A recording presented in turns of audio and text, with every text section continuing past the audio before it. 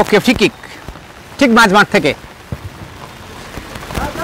ওখানে খেলোয়াড় আছেন, দেখা যাক কি হয়। 14 নম্বর জার্সি পরিহিত খেলোয়াড় কিন্তু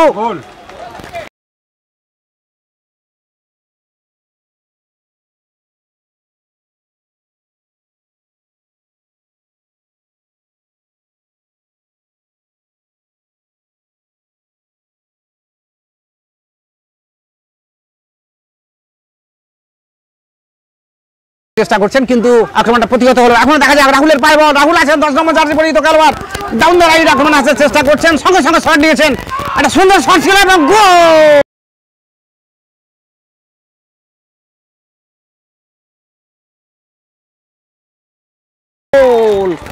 গোল, দ্বিতীয় গোলটি তুলে নিলেন হাবিবা ক্লাব।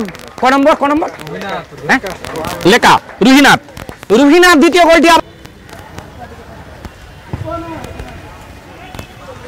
টান টান উত্তেজনা, শট দিয়েছেন কিন্তু ভালো ডিফেন্ডিং, সুযোগ ছিল হাবিবার পক্ষে।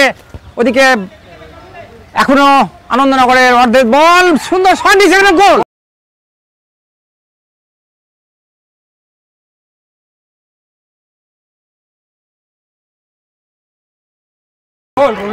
এবং গোল রুহিনাথ।